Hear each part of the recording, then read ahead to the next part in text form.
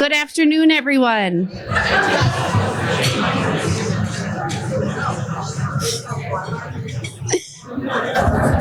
Hello. I'm honored to welcome all of you to our Women in Business Speaker Series event brought to you by Exonia Bank. We have an exciting panel in store for you today.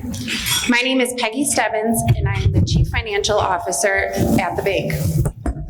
Our Women in Business program is focused on supporting and empowering women in all aspects of the business world.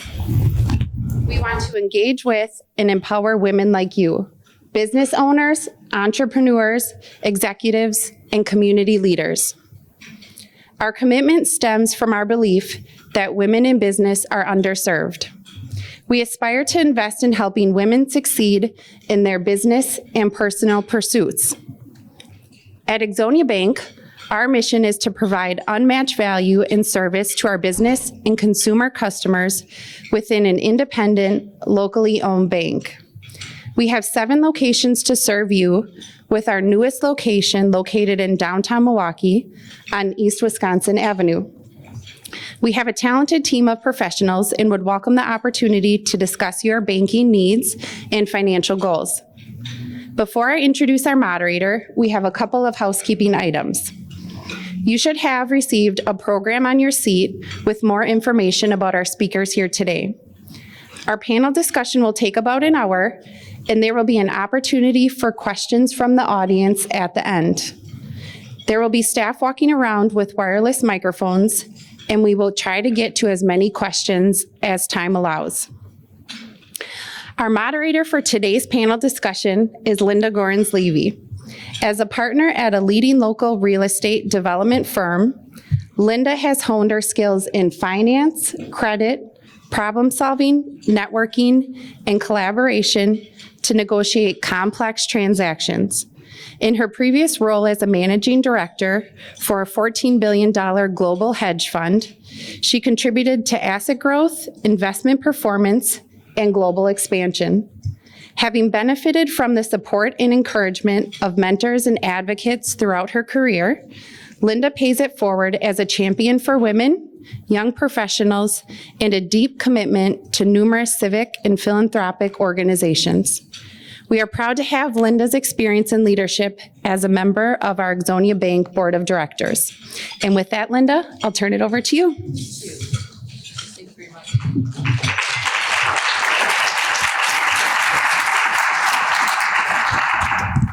So I'm really pleased to be here today. I'm representing General Capital, my firm, and Exonia Bank.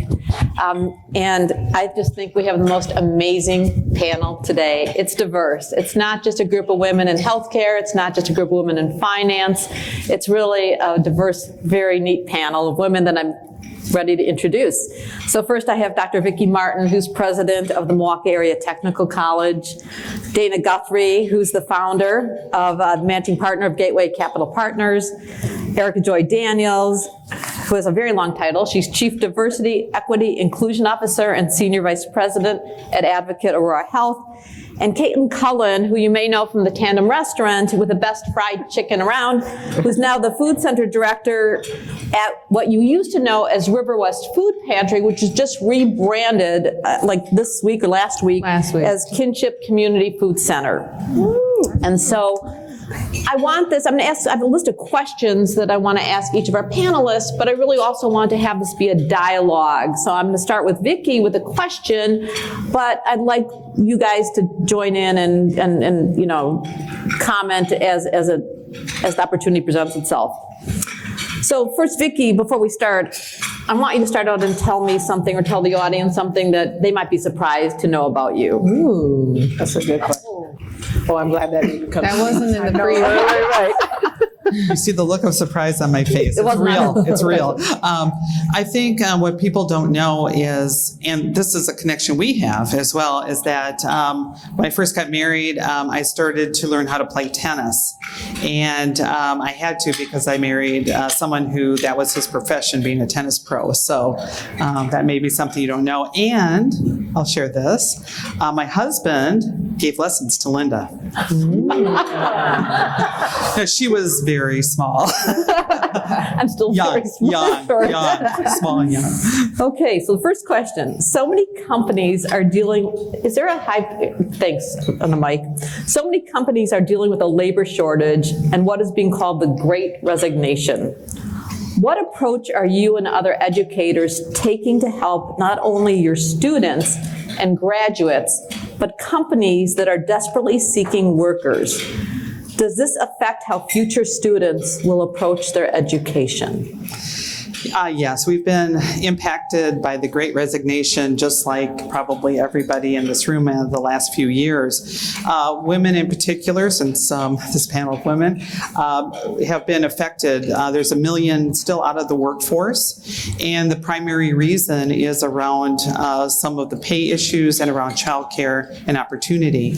What we've also seen, though, with the women in the workforce is they have maybe left their job for better pay someplace else. What we're seeing with students, and that seems to be the number one reason, is pay and opportunity is the real reasons people are really leaving and looking at other jobs. So we're seeing it at our institution as well. People are getting more opportunities, better pay, but there's other reasons too, because a third reason is disrespect. And so that's something that all of us as leaders and managers have to really think about in terms of how we treat our folks and how we interact with them and the culture that we have at our institutions. Same thing with our students, right? So what we usually during a recession or a downturn, what we see is we get more students because what they're looking to do is to get the education that they need to change and change their careers and get the skills that they need to be able to move up in the workforce. And so what we are really hoping to do is forge a better working relationship with employers, because a lot of our students are not coming to us, they're going to work because that's where the opportunity is right now. And so what we're trying to do is talk to employers about, let's make this more of a seamless, integrated process with paid internships where students can start getting the experience at your organization. At the same time, they're going to school and have you support them. So that's one of the really important strategies. The other one is to grow your own. What we tell employers is start middle school, high school, and start really going out to the, working with us, because we go into the high schools, into the middle schools, and we have some hands-on training, career appropriate level activities for these students so that they can really determine what the career is best for them. And you know, young people and even millennials and even us baby boomers are always looking for other opportunities, right? So many people have many careers in their lifetime, but where do they want to start out, and how can we help support them in the best way possible? So we have great examples of that, of how we're working with employers. Northwestern Mutual is an example, Freighter, Aurora Healthcare. We're working with different employers to really make sure that they understand that start them, get their skill sets up to where they need to be, and then we hope to do is come in and upskill the workforce as well. That's one way to deal with the situation. Young people in particular, Gen Z, they are thinking more about the gig role, right? So they just want to get competencies. And so we are doing badges and short-term certificates and that, and they're going to put their portfolio together, get those competencies, and then go out to the employers, and they want to work more remotely and more flexibly. So it's just been an interesting difference and change for all of us. It's been a great disruption, but a good one to really look at what the needs are of the workforce, but also of our students as well at the same time. Erickajoy, I know that the Great Resignation had a huge impact on healthcare, and I want you to address the same thing that Vicki did, but before I do, you have to tell me something that, you know, that would be a surprise. Switch up the question or something? Yeah. I might cheat a little because this week at our department meeting, we played Two Truths and a Lie. Maybe I'll give you Two Truths and a Lie and see if you guys can figure it out. Hold on, we're going to turn this mic off. I think that live mic is what's giving us trouble. I went to acting school with Jada Pinkett. Oh. I've been arrested before. Why are you laughing? That's really, We don't know. And I have personally met a cannibal. that's 3. Wow. Right, so there's 2 truths in there and there's 1 lie. Oh. So if you can You're such figure an that out later, overachiever. let me know. So that I'll let that sit for a minute. So the Great Resignation, a big impact on many companies, and particularly healthcare. And so talk about that, and then talk about in your role, in your particular role, what challenges were created because of it? Yeah, as everyone knows, I mean, healthcare was a slammed industry. Fighting with the pandemic to help people live well amongst it, and trying to pay attention to living well themselves, right? Something that swept our world that no one had ever seen in this lifetime. Pandemics have happened before, but not to the nature that we've all personally experienced it. And what became really hard is, even to the word resignation, my heart struggles because if there are some who resigned and left the organization, and if we're all honest, some have resigned but have stayed, meaning they're not as engaged as before, right? They're still on the lookout, or they're still trying to understand where placement and opportunity is. For us, it was where were the most critical areas in the business where those exits are the most detrimental.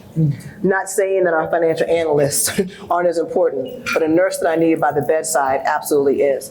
And from a diversity and inclusion aspect, the stats that we were paying attention to on the impact on women became absolutely clear. Generational differences, expectations that people had, and where people were looking for their organization to step in and help.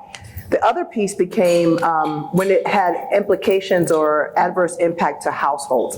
So we do, I don't want to get nerdy, but we do social determinants of health screening, for patients, if anyone's familiar with that. There are other things that outside of just health care impact an individual's health. Your transportation, your living, safety, access to food. And we thought, okay, if we're saying we're helping others live well, are we helping our own team members live well? Have we checked and seen the last time one of our own nurses had something to eat? Basic things like that. So we started doing those evaluations and finding that we had some of those social determinants happening within our own workforce. So we created crisis funds where individuals, so as executives, we contributed there so we could offload what we were still blessed to be able to make, right? And offer it and establish opportunities for others that we were supposed to have care for to continue their work, but just their livelihoods. That's what makes the difference when you have an organization that's paying attention to and zeroing in on what are the barriers that you have responsibility and opportunity to address. And then the other piece about like I said, the resigned who still remain, what's causing that disengagement? What's causing that lack of connectivity? And what's in our power and responsibility, again, to make some kind of a due address and to change it to make it better for them. Wow. Caitlin. Ooh. Oh, I'm ready for this. Okay, your turn. Surprise. You might know it because it was on the front page of the paper, but I like to encourage everybody to quit their job lately. So that's a really bad time to bring that up. But that is, it's something I've done to a lot of people, sorry. But not in healthcare. Thanks. No, that's right. Come back. Thank you. Not in healthcare.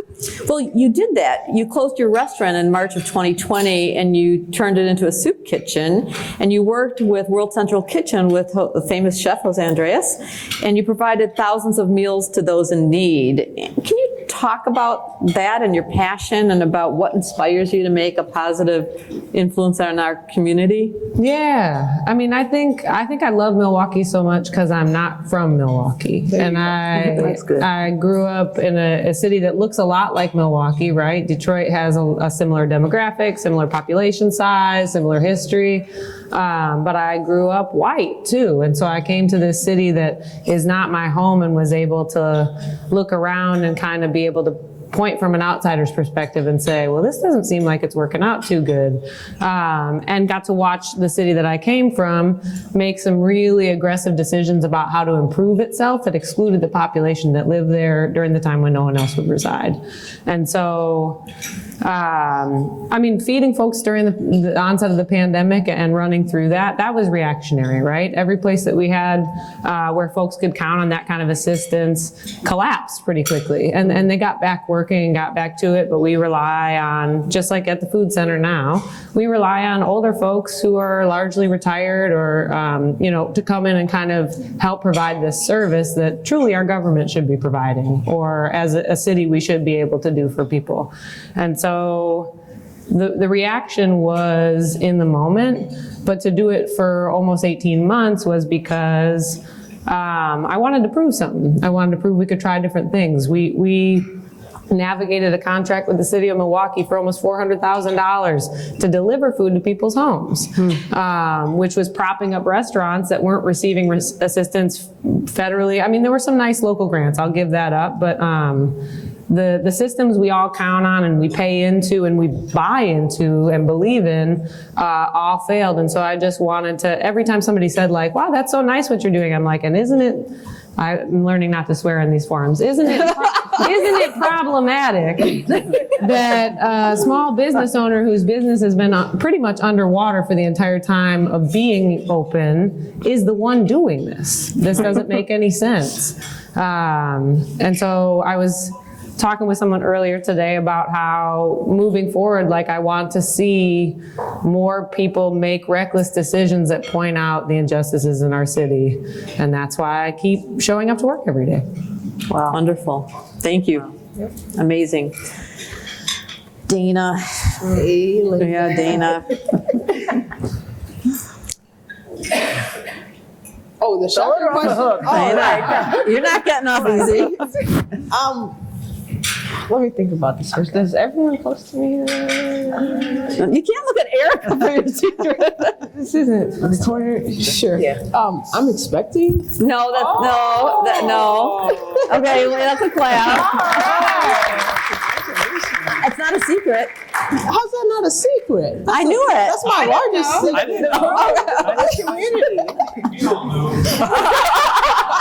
See? Okay. Something that people Be surprised to know. Or, surprised to know. Oh, gee. I used to be in a past life pretty artsy, an artist. Growing up, I could draw. Actually, my first hustle was I would draw pictures of cartoons or whatever, and I would sell them to my classmates. Oh, that's interesting, because she's an engineer, actually. I lost it all now, but I used to be artsy. So she's actually an engineer that spent 14 years. How many years at JCI? 13. 13. I was close. Yep. All right. So now on your website, you're managing director, you raised Gateway Capital Partners. Yep. You mentioned generating double bottom line returns for investors and achieving social returns through investments. It sounds a lot like Caitlin. In low to moderate income communities in Milwaukee County. Sure. Can you expand on that philosophy? Yeah, and I need to review my own website because I think I want to change the language a bit, just because I think the term social impact or social returns has kind of gotten a life of its own now. Basically, my thoughts there are typically in business, anytime you say the word social, people think that financial returns and social returns are mutually exclusive. Mm-hmm. And with Gateway, I wanted to point out the fact that, yes, we are intentional about investing in low to moderate income communities, but it's very intentional. It makes business sense too. There are certain problems, certain opportunities that have true financial growth potential and opportunity in those areas that go overlooked. To me, that screams financial returns for investors. So it's just a good business move. But by doing so, the byproduct of that is we have this social impact. You're taking people and potentially creating generational wealth in areas that otherwise did not have the opportunity to have that. So our philosophy is that it is not, financial returns and social returns are not mutually exclusive. And I'm hoping that as we move forward with the Gateway Fund, that more people start to see that, because I think it's a big misconception in business.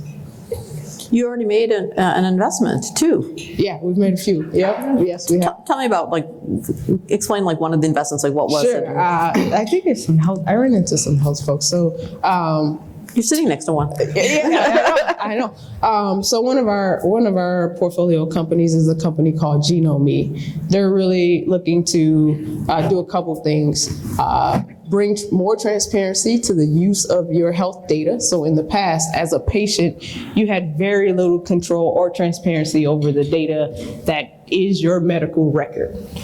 There was a federal law passed last year that said now, as the patient, you own your own data. In the past, they could charge you, a healthcare system could charge you if you wanted to take your data and do something with it. They could charge you large amounts of money. Think about medical researchers. They could really use that data in aggregate in order to find cures for all of these issues that we're experiencing. But it's gonna cost them, right? So she's creating a platform that democratizes that. It brings more transparency to the inpatient. You have control over where your data gets used, how it's used, and you actually get a financial kickback for looking to improve the future of health by doing so. So Genome, really strong founder, born and raised in Milwaukee. She moved to Madison. I stole her back to Milwaukee, so we're good. That's great. That's great. Something that you can all kind of debate and talk about amongst yourselves is that it's said that Milwaukee has underestimated potential. Each of you impact that in different ways. Talk about that a little bit. I don't know who wants to go first. Vicki, you want to go first? Sure, I can go first. I think that when we looked at our college, we said, we are the largest and most diverse two-year college in our state. So why aren't we getting more students to come at our institution? And so when we looked at it, what we said is, and what we found out is that we thought MPS should be our feeder. I mean, they are when we look at direct from high school. But typically we get adults. Our average age of our student is about 28. And what happens is they go out from high school and they go to work, and then they decide or understand very quickly, I'm going to need some more credentials. I'm going to need some more competencies to be able to go rise up in my company and not be at the poverty level that I am now. If you get a two-year degree, you're going to earn about $400,000 more over a lifetime. So what we found out when we looked at why aren't students coming, and what they thought, what we found out, and national data supported it, is that young people, especially those in poverty or first generation, are thinking, I can't afford to go to college. I'm making choices every day, and college is just not one of those choices. And so that is why we launched our Promise program, because what we really want to demonstrate is that tuition can be free, because you are really eligible for Pell Grants. And we're gonna do some fundraising so that if there's a difference between what Pell will pay you and our tuition, we're gonna make sure that it's free for you. And so we were able to do some fundraising, and many people in our community stepped up and gave to us. And that's been a very successful program for us. MPS has been a great feeder. Our applications are up higher than ever. We've served already about 2,000 students. And then we launched a program for adults, because most of our students are adults. And that's when we found many students in Milwaukee County. About 130,000 folks have got some college, but they didn't complete. They started and said, this just isn't for me. I don't understand what I'm doing. In fact, at one point, I was going to be one of those folks that I thought I was going to drop out myself. I'm a first generation. I couldn't see the pathway. And so that's why that career planning and talking and really understanding for these students what is available. Many times their role models and what they're seeing in their community is not where the jobs are in our community. And they have no idea about assessing their own talents and their own abilities and their own passions and interests. And I think that that's just really an important piece, is to look at those in our community who really have got the ability and the desire and the passion for reaching their full potential. That's where we can really intervene. And we have so many programs. We have over 170 programs for students. And what's nice about MATC is that we do not offer any programs unless it meets local needs of business and industry. Every program that we offer has to be approved by our state. And so they look at how many jobs are available, who are the employers, are you having the skill sets that are needed? And so I think it's really helpful for folks to know that if you finish with us, you're going to be ready day one to really enter the workforce and or transfer to a four-year university. Because we do have some folks who are interested in engineering. Yep. And so they can start with us and then they can transfer. And I think that that's a real important part, because there is a goal in the state of Wisconsin, 60 forward, where they want our state has said, they want 60% of our residents to have some sort of post-secondary credential. And that's really important. That will move our state and make us much more competitive. We are at like 56% now. All of our neighbors are much higher than us, our neighboring states. And what they told us is, if you could, in Milwaukee County and Racine County, if you could take your students of color, your residents of color, and move them into degree bearing or certifications, industry certifications, have some sort of post-secondary credential, we can move our whole state and provide better lives for all of our residents of our city and our county. Yeah, Just long, sorry. I don't know if I want to follow that, but I'll try. I'll answer the question from the lens of entrepreneurship, right? And my story or journey is very similar to Caitlin's. I'm not initially from Milwaukee. I grew up in St. Louis, a city very similar to Milwaukee, and then moved here.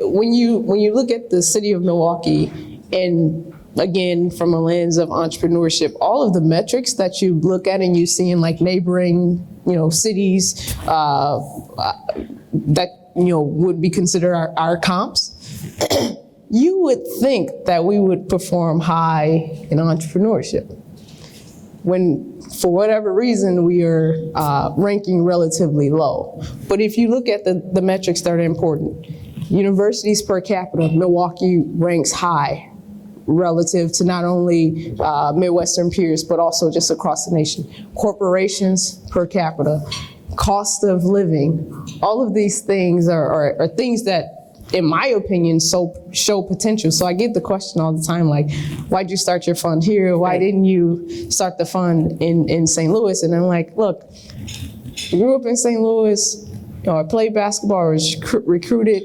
MSOE is what brought me here, right? So there is an opportunity for me to play basketball, get through college, that sort of thing. Johnson Controls kept me. I had an internship. After interning, I had a job lined up after work. These are all signs of a great city, right? And opportunities within the city. So my perspective or my lens is that, Milwaukee has all these opportunities, and that's sort of how do we make sure that everyone's aware of them? How do we make sure that, there's equitable distribution to the opportunities themselves and that sort of thing? But I think that, people from Milwaukee are some of the hardest people on Milwaukee. To Caitlin's point, not being from here, I just view it all as opportunity. You've been involved recently, I know in the MKE Tech and the social, some of the programs. Is it improved, do you think, in the last couple of years? I think so. Yeah. I honestly, I think in terms of entrepreneurship, I think the largest issue, when you look at Milwaukee versus, comparable cities, the one thing that we did not have was funding. We didn't have first check funds. Right. So, if you go to Chicago, if you go to Minneapolis and some of these other cities, they have people who are spurring entrepreneurship through the first check. Like, someone has an idea, they may have an MVP, and someone's believing in them enough to invest. Historically, think about Briggs and Stratton, Harley Davidson. Right. All of those were founded, in this area based on someone taking a chance and financially supporting. We lack that at the moment, and I think that things like the MKE Tech Hub, things like, Gateway Capital, what we're trying to do is bring some of that funding at the earliest stages so that you are able to grow your business in Milwaukee, hire talent. So the university, that's why I point out the universities and the corporations. Milwaukee has some of the best tech talent in the nation. I will put that out there. Think about the engineering programs that we have. Where do those kids go after? Those are the things that we should be tracking. I argue that the corporations have them trapped in some of the corporations, right? So how do we get them also working in the entrepreneurial space to help kind of grow new businesses as well? You know, it's interesting when you talked about the talent. When you first asked the question, Linda, I thought about the identity of a city, right? I don't think you start there. You start with the identity of the people that make up the city. You know, a community is a collection of people. And there's an old saying my mom used to always teach us when we were younger, you know, I'm wonderfully made and I know it on the inside. Say it again. I'm wonderfully made and I know it on the inside. Got it. I think what is our challenge in the city, and I came in here too, I'm an East Coast girl, and I've become a Midwest lady. So the thing is I feel like we've got a lot of amazingness, but I don't know if enough of us really know it on the inside, to the point where women should go after jobs that we don't feel like 100% we cover all the expectations in the position, right? Where we take statistics like we're the most segregated. At one point, my husband was like, Joy, actually, that probably means we're the most diverse city. That's a different way to look at that data, right? Right. We've got it, we just haven't made the connections across it. So if we reevaluate and take the things that are there are a lot of labels put on our city, y'all. And a lot of the labels don't even come from the local. But we've accepted and been okay with it, because sometimes I wonder, do we know it on the inside how wonderful we are? And then if you affirm and know your worth, once you get that, affirm somebody who's next to you. That's the power I love about having mentors. I mean, I think we're very diverse. I think all of us knew that, like, when we got the email from Linda, no one was going to say no. But because there are women who coach and mentor us. That's what they are. I mean, Susan Marshall, when I first got here, I was like, oh, I'm going to be like Susan one day, you know? I'm going to be like Susan one day. And I'll never forget, she got invited to a conference, but then asked me to take a part. I'm like, wait a minute. She's like, is she giving up a spotlight? Would she ever do that?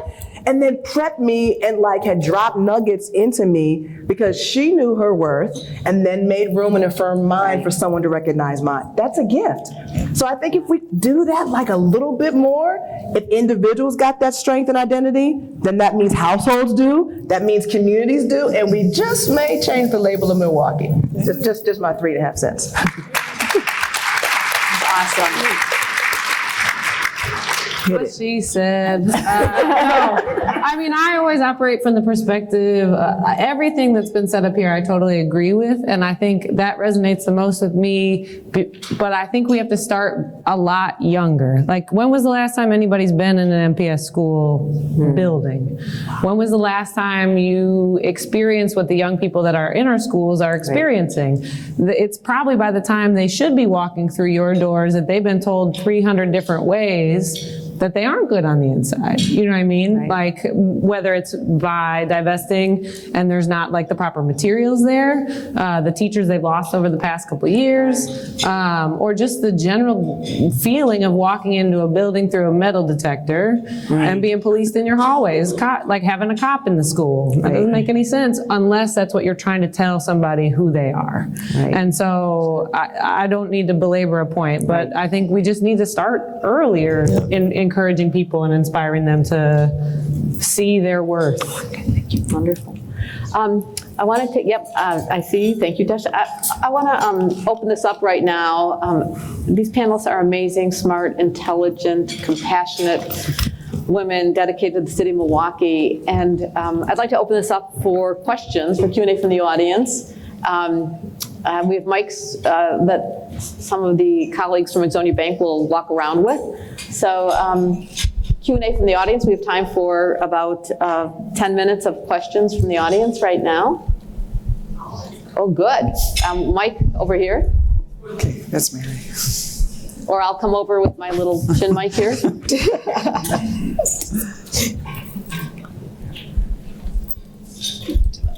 So my name's Mary Scheibel. I guess I'll make a point and then ask a question out of it. So I've served on the MMAC board for many years and on the MATC board for a couple of terms too, and have been involved in a lot of volunteerism in the community. Earlier in my career, I started out more at the street level, serving in a battered women's shelter, and then as I got more influential, in my own mind maybe, in my career, I started serving more on boards of organizations, and as I've removed myself from some of those boards, I'm kind of back at the street level and doing a lot of things at St. Marcus School and Inner City School. But I guess the point that I want to make is is everybody in this room at in their own personal commitment? I always think, if not me, who? If not now, when? Mm-hmm. And so if everybody in this room gets involved and finds where their voice can be heard, what a difference we as, either emerging leaders in the Milwaukee community can really make addressing a whole variety of issues. So with making that point, I guess I'd like to ask if you guys can speak at all to what kind of help you need and what kind of ways can women that are in this help. If we get motivated by listening to your stories, and thank you for sharing them and being who you are, but what can we now do? How do we unleash the power in this room to be a help? Great. I'll try. All right. This is a good question. Another conversation I was having earlier with somebody who's been mentioned a couple times, and here was about just the audacity of trying something that might just doing literally anything, and it can be different for everybody. That was a major takeaway from the pandemic that folks really like to say, like, find your lane, right? You don't need to be in the streets protesting the murder of an innocent man if you are active in other ways. You need to find your lane, and I think just like we're underpotentiated in this city because I think we don't dream enough. And I think you just got to dream up a solution that makes sense to you, like Ruben over here who just made some shit up and started doing it. But you gotta dream about, sorry man, I gotta put him out there, look him up. Yeah, it's pretty good. But you gotta just dream up your solution, right? It could be volunteering at a shelter, but it could also be, deciding to change your career and just commit wholeheartedly to something. It could be making a sandwich for a neighbor who looks like they're having a bad day. I think the more we engage with each other, the more likely it is we're all going to figure out how to be in community with each other again. Yeah. I don't know. I would agree. And I would say let's not lose what we learned, what we should have learned during the pandemic. Did not everybody slow down? Yeah. You didn't go a whole lot of places. I actually knew my neighbor's name. Instead of driving past them, I was actually walking to their door. I think there's something about the pace that we shouldn't try to run away from too fast, and be curious enough to know. Somebody asked me like, "Oh, what diversity work can I do?" Like, just what do you do? Like, you're a communications specialist. How about you just help communications in a certain community? It's probably been, okay, now I'm gonna talk about you, Robbie. Probably been like 8 years since I've seen Robert Reck, to be official.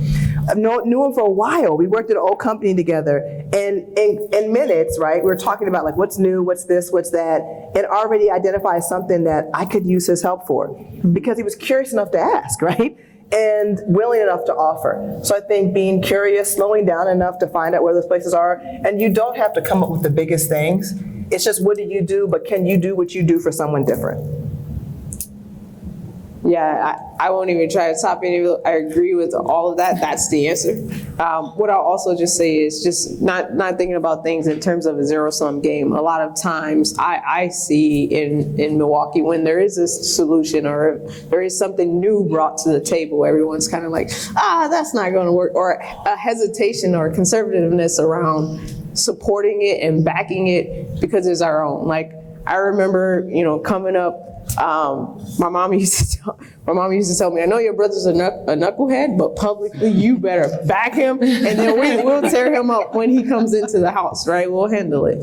The same way here, like when people are thinking of, new ideas, new innovative ways to come up with solutions, dreaming bigger, as their peer here, we should be supporting them, and we should be reaching our hand out and saying, yeah, I know that's never been done, but maybe we can make it happen here. So this, getting away from this zero-sum game is as if there's one right answer. There are a multitude of ways of solving the world's problems. So.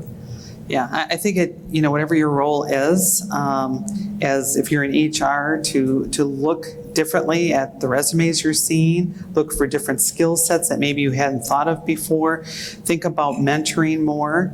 If you're a business leader, think about who you're hiring and how you can reach out more in the community and serve the community more. I think if you're just an individual, I just think so much about what has transpired at our institution, and that's made such a change change in so many students' lives. And it's really believing in them, listening to them, caring about them, demonstrating empathy, and believing in the future of our young people and folks who are trying to change their lives. We serve the incarcerated as well. And when they come out with new skill sets, programs that they've gotten in terms of welding, CNC, or whatever it may be, to give them a chance and to help them in ways that maybe we haven't done that before, but by working together. And I think just reaching out and talking to each other and finding new ways to work together across industries, and just like we're talking here, across different industries. I think those are the things that really will help, along with everything that was said here. For the nonprofits, there's always financial resources that they can use, whether it's, to the extent you're able to. Sometimes I think being asked to give of your time, if you have the ability to do something, whether it's your active participation in, this year I'm a co-chair of the United Way campaign. It's something to invest in the community. That's really important. And so General Capital does a lot of affordable housing development, but we partner with nonprofits such as Kinship in the community to provide a community resource. And so it's partnering and collaborating within the community, or working with MATC to provide resources within the community.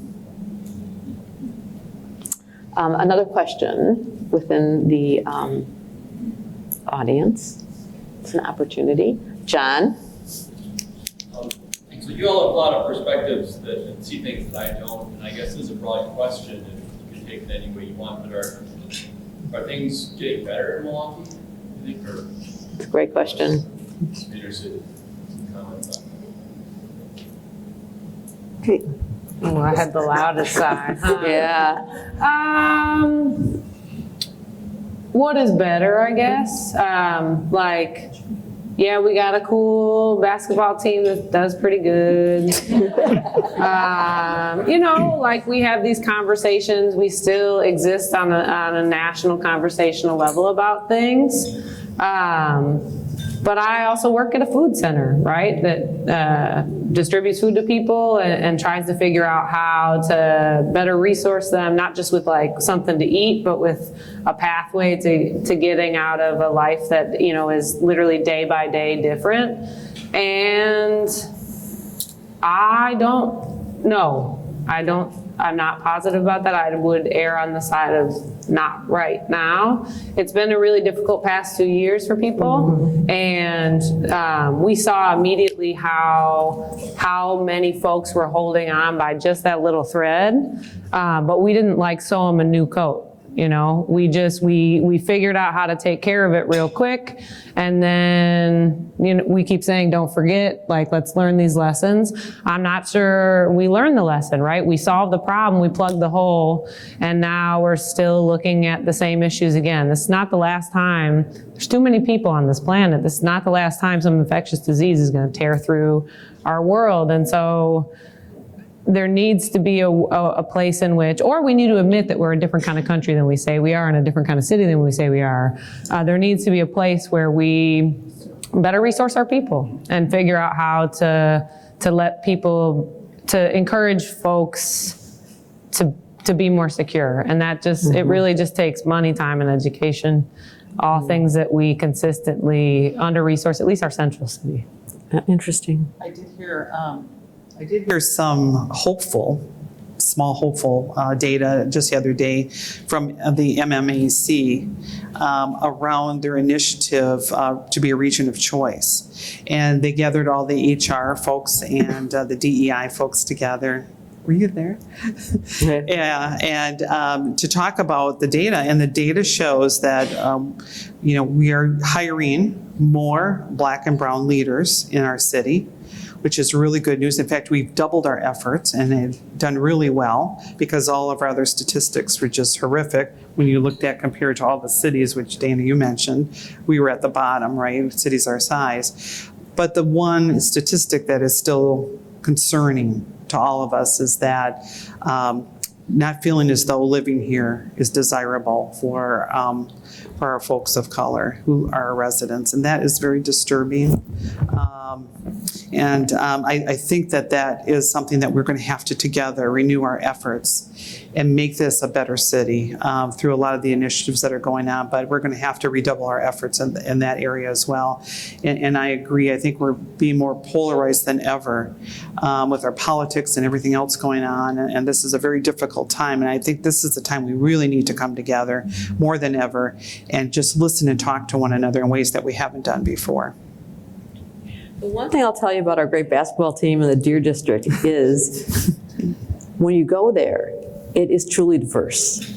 And you go into that Deer District and you look and you see a very diverse crowd, unlike other maybe sporting events or other areas. And you see generationally, and you see ethnically, and you see racially a very diverse crowd, which it's very apparent. But then it disperses. Yeah. But for that moment, you see truly a diverse group of Milwaukee. I'm going to be a pain in the ass because this is my favorite thing to do on panels that people invite me to.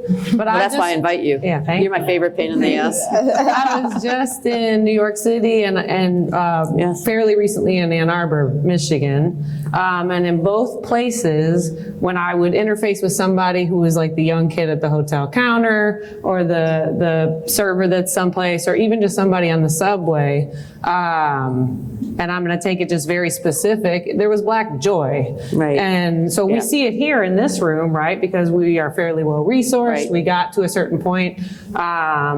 But it was shocking to me to see a young person in a job not thinking like, God, the first check I get, I'm getting out of this city. And so I don't have a solution, but that is a very prevalent problem. And if it's a problem you're not witness to, go spend more time with people. Right. Because at the Tandem, we had over 150 kids work for us. Right. And That you the trained. And the joy of that job was, I said, no matter where you want to go, there's always restaurant work, right? And that was what was most exciting to the young people who worked there, was that this job could transfer the hell out of this city. And so we have the Deer District, and it feels good to be down there, but that moment is that moment. It's isolated. And then everybody goes back to their little pockets and corners. And, I want to go into a restaurant and see everybody. Right. Not just, this kind of restaurant or this type of restaurant. Yeah. So I will continue to be annoying, but that'll probably be the last time I'm a downer. You want to take something nice and just throw it out there for the people, help them. No, I don't. Another question. I think just to your question, I think we should all, even if we consider that question, figure out what are we saying is better and who are we asking? Yeah. You get a whole lot of a different answer from someone, even just based on their address, if it's better or not. And so I think maybe if we turn on the inside, what could we do to make someone else's better? I think we got time for one more question. Amy. Questions, Tim? Thank you. I'm not gonna be able to sleep tonight if Erickajoy, you don't tell us which two were true and which one was a lie. It's Jada. What do you guys think? I know. You've not been around. I think that's the lie. You think it's B? Yeah. How many think I didn't go to school with Jada Pinkett? Acting school. You did? I feel like you can. How many think I never got arrested? You never got arrested. Y'all are so supportive of me. How many think I never met a cannibal? It's a pretty split room. Devona, you know this answer. They're kind of all true, but the middle is the simulation. So I used to be very, very shy, actually. You all may not believe that. I don't believe it. My husband says I don't stop talking. But and to get me out of my shell, my parents sent us to acting school, and I went to acting school with Jada Pinkett. And she made it, I didn't. C, and B will make sense because of C. I did meet a cannibal. I met an individual. I used to work for the Federal Bureau of Prisons. And I got arrested for a simulation. So people tell me you don't have a hard life. That don't count. Like getting pulled over is not the same. But that's my middle lie. Wow, this has just been an exceptional panel. Let's give them a big round of applause.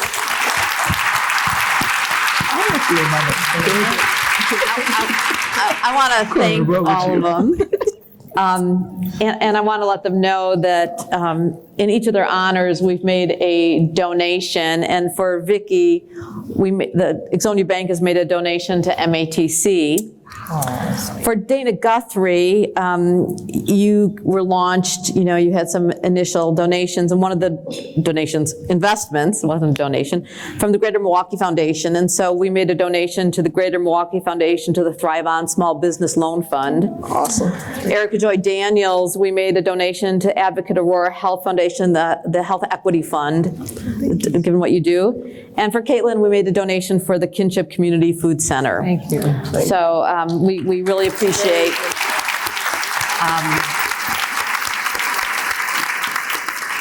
appreciate everything that you do in our community, the leader that you are for all of us and for me. And I appreciate your friendship and the fact that you've been a role model for me personally too. So thank you very much, and thank you all for coming. It's been great. I think we have some closing remarks from Becky. I'm going to turn off my mic right now.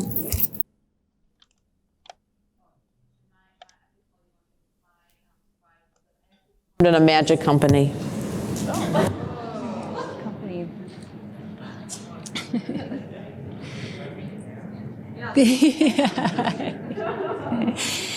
Good afternoon. I'm Becky Massman, Senior Vice President, Retail Banking and Director of Human Resources at Exonia Bank. I am also part of the Women in Business team at Exonia Bank.